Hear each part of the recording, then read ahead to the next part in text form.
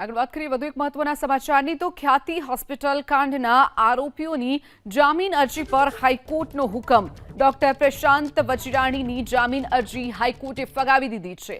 Doctor Rajshree કોઠારીની જામીન અરજી હાઈકોર્ટે મંજૂર કરી તો ડોક્ટર સંજય પટોડિયા અને રાહુલ જૈનના જામીન પણ મંજૂર કરવામાં આવ્યા છે। પ્રશાંત વજીરાણીના જામીન હાઈકોર્ટે ફગાવી દીધા છે, જ્યારે ડોક્ટર રાજશ્રી કોઠારીના જામીન અરજી જે હતી તેને મંજૂર કરવામાં આવી છે અને ડોક્ટર સંજય પટોડિયા અને રાહુલ જૈનના જામીન પણ મંજૂર કરવામાં આવ્યા છે।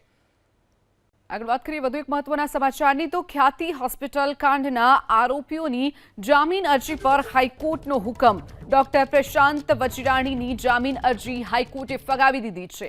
ડોક્ટર રાજશ્રી કોઠારીની જામીન અરજી હાઈકોર્ટે મંજૂર કરી તો ડોક્ટર સંજય પટોડિયા અને રાહુલ જૈનના જામીન પણ મંજૂર કરવામાં આવ્યા છે। પ્રશાંત વજીરાણીના જામીન હાઈકોર્ટે ફગાવી દીધા છે, જ્યારે ડોક્ટર રાજશ્રી કોઠારીના જામીન અરજી જે હતી તેને મંજૂર કરવામાં આવી છે અને ડોક્ટર સંજય પટોડિયા અને રાહુલ જૈનના જામીન પણ મંજૂર કરવામાં આવ્યા છે।